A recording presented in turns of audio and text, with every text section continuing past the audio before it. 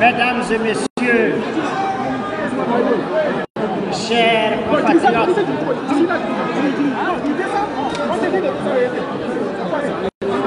mesdames et messieurs, avant d'entamer mes propos, je vous demande en toute humilité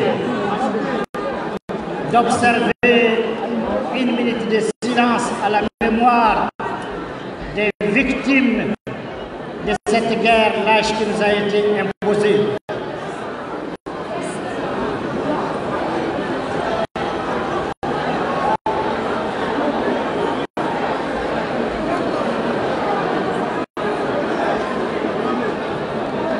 Je vous en prie, Amin, que leur âme repose en paix. Mesdames et messieurs, chers compatriotes, aujourd'hui, nous nous réunissons pour commémorer une page glorieuse de notre histoire, la libération de Kidal.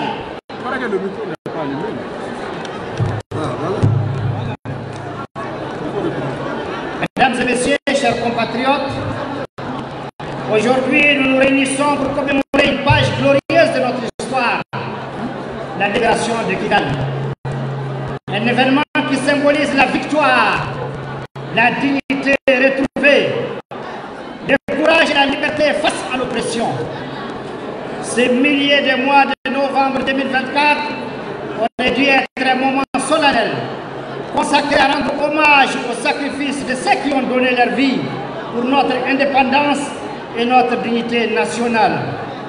Lors des événements du 10 au 14 novembre 2023, cette victoire historique mérite d'être célébrée à tous les instants de la vie de notre nation.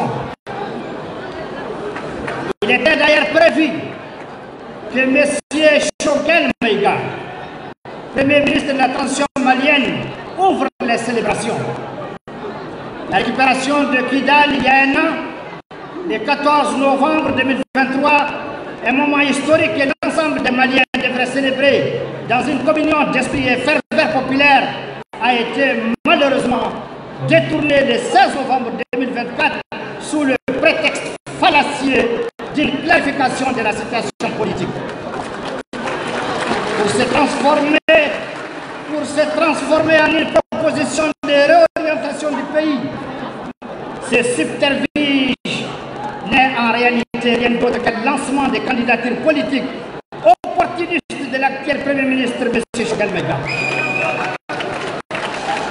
Une telle démarche qui ternit l'image de notre pays, éclabousse notre victoire, est une trahison de la confiance du président et plus encore un mépris flagrant envers l'intelligence et la dignité du peuple malien.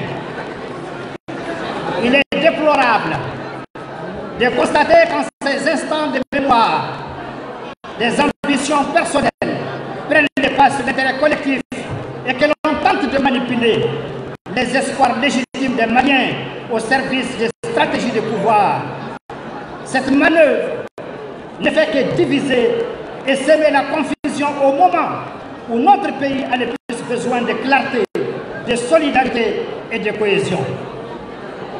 Car en ces jours où nous honorons les héros de la libération, il est crucial de nous rappeler ce qu'ils ont défendu. Non seulement la fin de l'occupation, mais aussi un idéal de liberté, de dignité nationale. Et il est de notre devoir, à nous citoyens maliens, de préserver cet héritage. Non pas pour des calculs électoraux ou des querelles de partis, mais pour l'amour profond et sincère de notre pays, le Mali. Un amour du pays qui transcende les intérêts partisans et nous pousse à défendre les valeurs essentielles qui font la grandeur de notre nation, notamment la solidarité, la justice, la transparence et bien sûr le patriotisme. Le véritable patriotisme, ce n'est pas celui qui se nourrit de slogans et de promesses vides, mais celui qui se forge dans le respect des principes fondamentaux de notre nation. Celui qui se traduit par un engagement concret pour le bien-être de notre peuple, pour l'avenir de nos enfants, pour la protection de notre souveraineté et de notre dignité. Un patriotisme qui place l'intérêt général au-dessus au-dessus des ambitions personnelles, un patriotisme qui se base sur des actions réelles et sincères. Aujourd'hui, nous devons plus que jamais nous élever au-dessus des petites manœuvres politiques et rappeler que la réorientation de notre pays ne se fera pas par des coups de communication ou des ambitions opportunistes, mais par un rassemblement sincère, ancré dans les valeurs qui ont fait la force et la grandeur du Mali. Et ces valeurs, ce sont celles de l'amour de notre nation, de la solidarité entre ses citoyens, de la justice sociale et de la transparence dans nos institutions.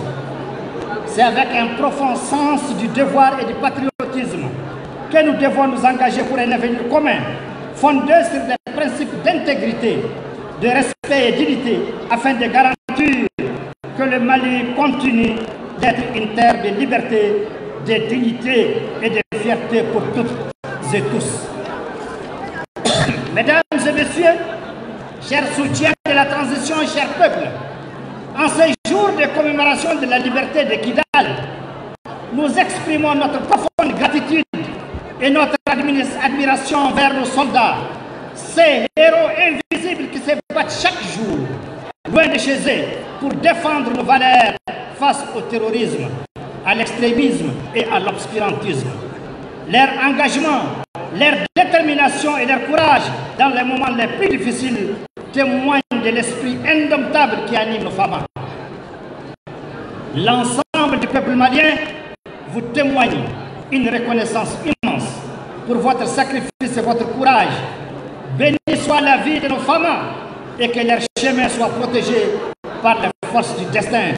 Amen.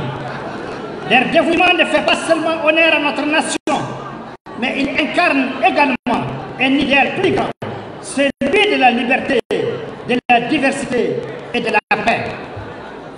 Nos soldats sont aujourd'hui les remparts qui nous protègent des forces qui cherchent à anéantir nos droits individuels et notre liberté religieuse.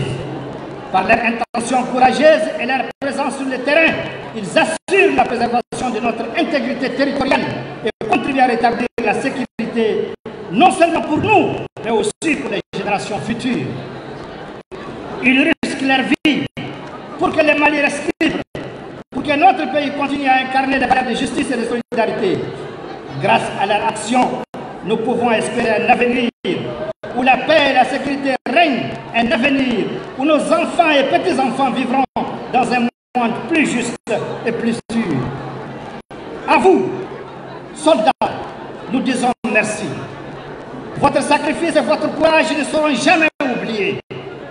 Vous êtes la fierté de notre nation et l'espoir pour un monde meilleur. Mesdames et messieurs, chers soutiens de la transition, chers peuples, au titre des réponses aux allégations du Premier ministre dans son discours du 10-16-11 mois de 2024, aujourd'hui, alors que nous rendons hommage au sacrifice de ceux qui ont combattu pour notre liberté et notre dignité, nous devons aussi faire face à une situation qui, à mon sens, ne saurait être ignorée. À l'occasion de cette commémoration, un discours a été prononcé par le Premier ministre. Un discours qui soulève des questions légitimes auxquelles il nous faut répondre avec toute la clarté et la détermination qui s'impose. Ce Premier ministre qui, pendant toute la durée de la transition, a défendu sans relâche le gouvernement en place, a choisi aujourd'hui de critiquer publiquement les choix et les actions de ce même gouvernement. Il dénonce aujourd'hui la situation politique interne et les manquements dans la gestion des engagements internationaux, alors même qu'il affirmait il y a encore peu que le chronogramme imposait de la patience et de la rigueur. Quelle incohérence! La question qui s'impose alors est légitime. Comment un homme d'État, le Premier ministre de la Transition, peut-il se permettre un tel revirement au moment même où la nation a besoin de chaque compétence, de chaque force et de chaque acteur de l'État? Comment peut-il à ce stade crucial abandonner son engagement, laisser son pays en plein vol sans prendre la pleine mesure des conséquences de ses paroles et de ses actes? Monsieur le Premier ministre, vos intentions sont-elles toujours en phase avec l'intérêt national? Que représente la légitimité pour vous? La patrie, cette patrie leur vie est-elle devenue une notion trop abstraite pour vous?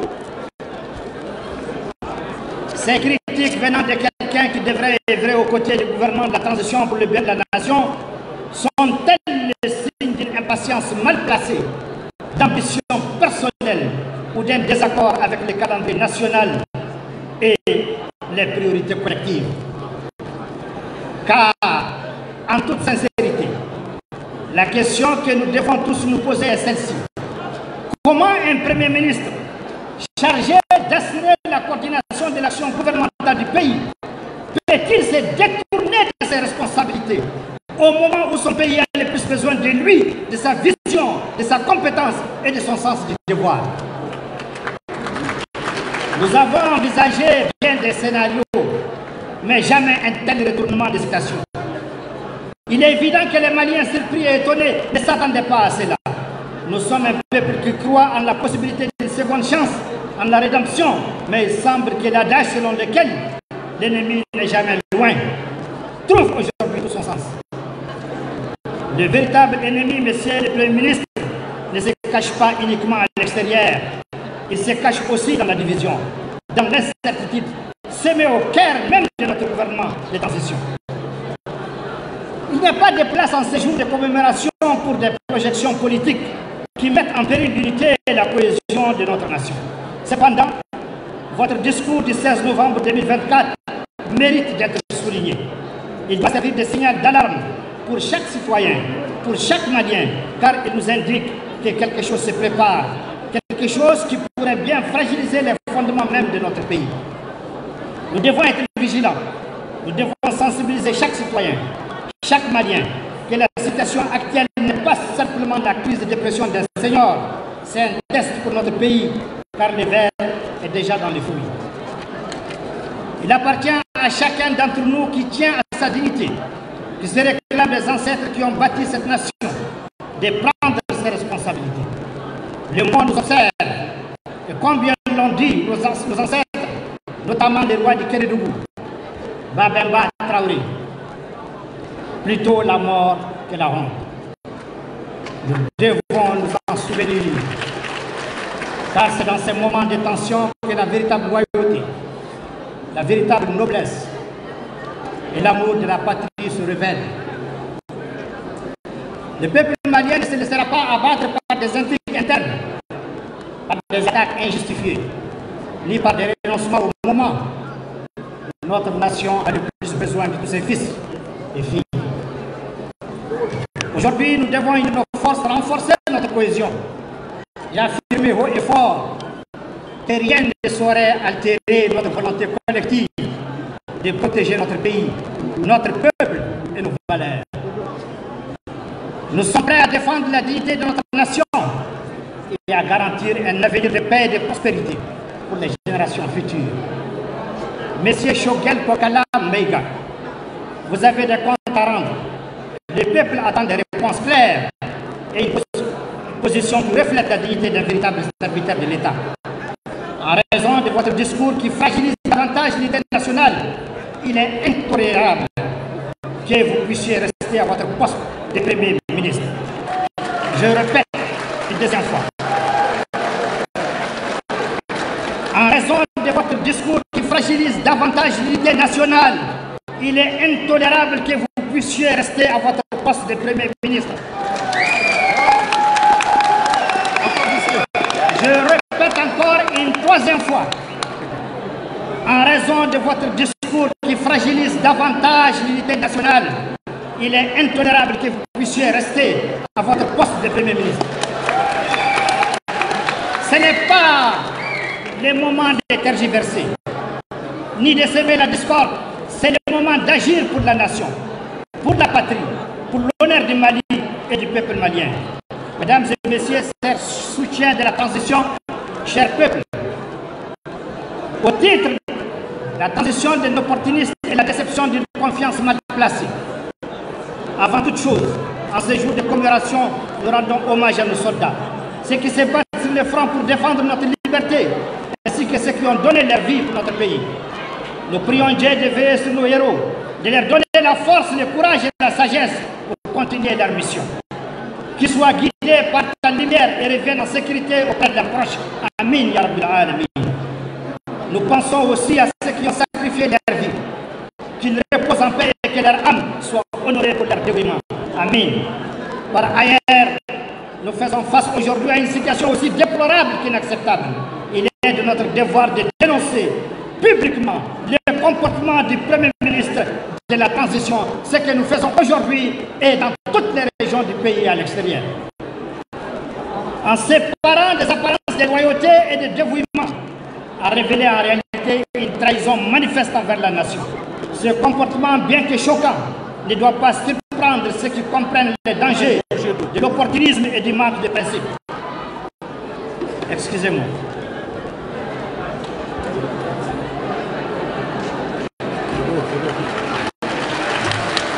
Applaudissez. Merci.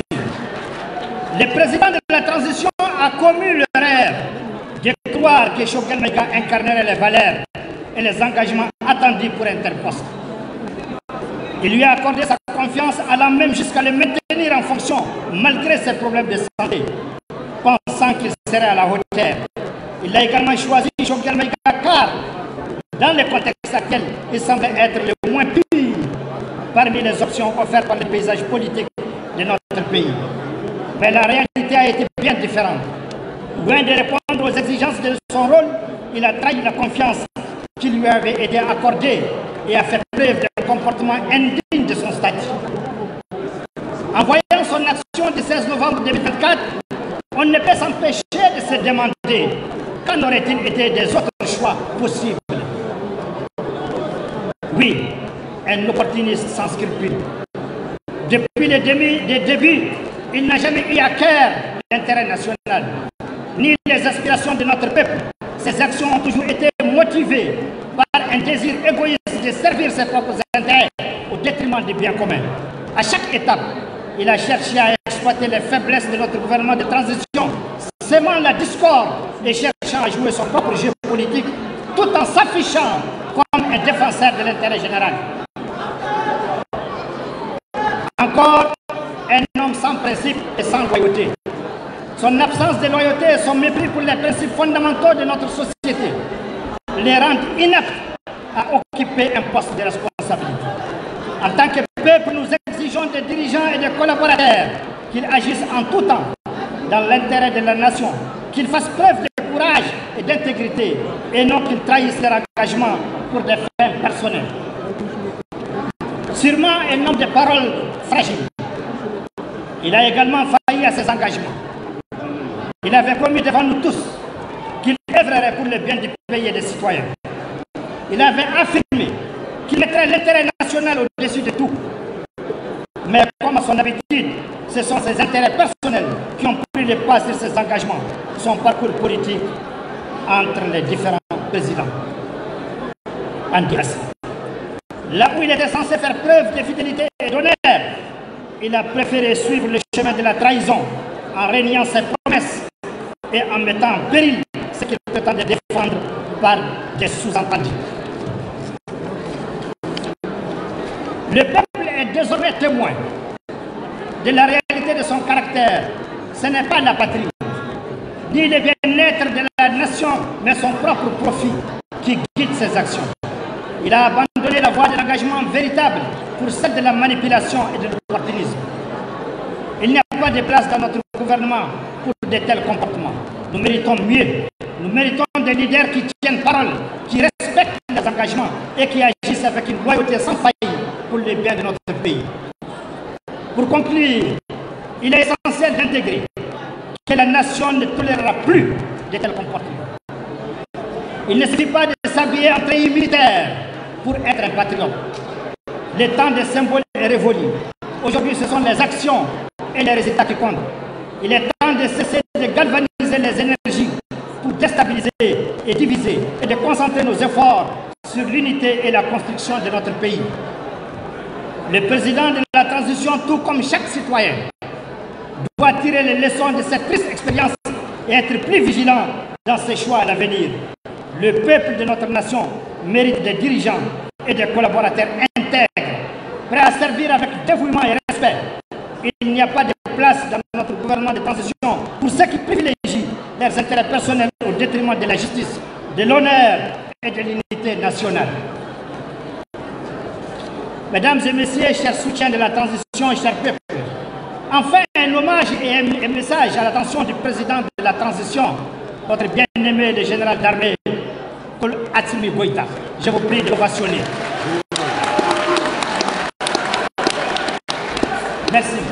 En ce jour de commémoration de la gloire de nos vaillants soldats qui ont sacrifié leur vie pour la liberté et l'intégrité de notre nation, nous avons l'honneur et le privilège de rendre hommage à un homme dont le dévouement et l'engagement ont permis au Mali de continuer à se tenir debout face aux épreuves.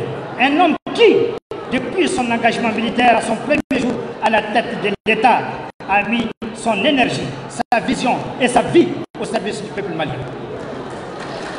Aujourd'hui, nous saluons non seulement ses actions passées, mais aussi le courage et la détermination qui l'ont animé, tant sur le plan national qu'international. Le président de la transition que nous honorons ici n'a cessé de lutter pour le bien-être de tous les Maliens, en portant toujours l'intérêt général au-dessus de toute autre considération.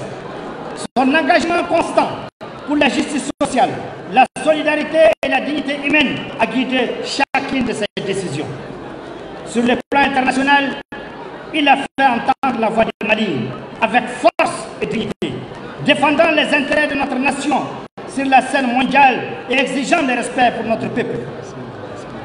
Il a su, avec une vision claire et audacieuse, placer le Mali en position de force dans un monde souvent incertain. Il a mené le combat avec une fermeté exemplaire, mettant en avant nos valeurs et nos principes. À travers ses actions, notre pays a retrouvé sa place parmi les grandes puissances, tout en restant fidèle à son histoire et à son idéal. Mais au-delà de ses victoires militaires et diplomatiques, ce qui fait la grandeur de cet homme, c'est son engagement personnel.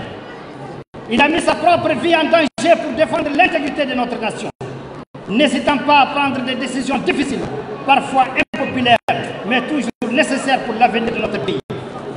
Il a vécu dans la restriction, dans la modération, mais toujours dans l'espoir de jours meilleurs pour ses concitoyens, persuadé que la grandeur du Mali ne se mesurait pas à la richesse ou au confort de quelques-uns, mais à sa capacité à résister et à affronter les défis complexes de l'insécurité et du terrorisme afin de garantir la liberté de circulation et la sécurité de tous les citoyens.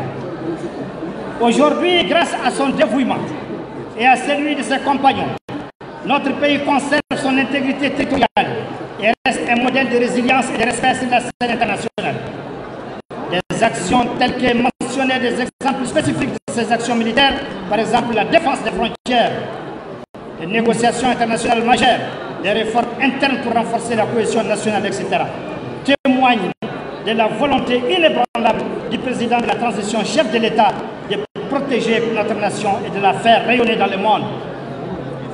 Par son exemple, il a montré à chacun de nous ce qu'est un véritable amour de la patrie, un engagement sans relâche, un sacrifice personnel constant et une fidélité indéfectible aux valeurs qui fondent notre Maliba.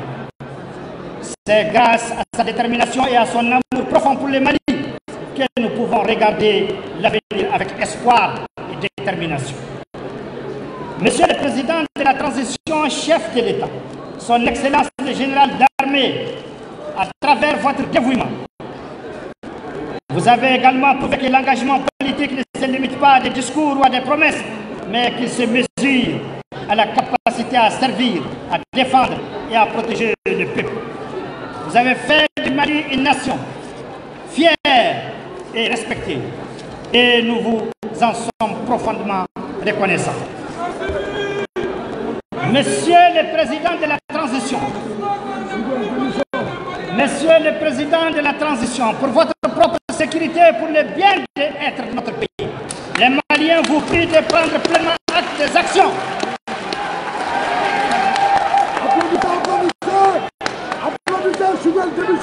Monsieur le Président de la transition, pour votre propre sécurité et pour le bien-être de notre pays, les Maliens vous prient de prendre pleinement acte des actions de votre Premier ministre, car une séparation s'avère préférable à ce stade. Une en effet vous vendre aux nombreux ennemis qui guettent notre nation. Que Dieu nous préserve. Avant de dire, permettez-moi de féliciter l'ensemble du peuple malien mobilisé aussi ici. J'aurais souhaité que nos caméras soient braquées dans la cour et dehors. Vous allez voir le monde qui est encore dehors. Et c'est aussi, je ne saurais également terminer mon allocution sans rendre un hommage vibrant aux Maliens établis à l'extérieur, la diaspora, qu'ils soient remerciés pour leur mobilisation ici et aussi à l'extérieur de notre pays. Merci son Excellence, mon général d'armée, pour avoir rendu aux Maliens sa dignité et au Mali son intégrité territoriale. Le peuple malien à l'unisson vous dit merci. Merci à nos vaillants femmes. Que Dieu bénisse le Mali et préserve les Maliens.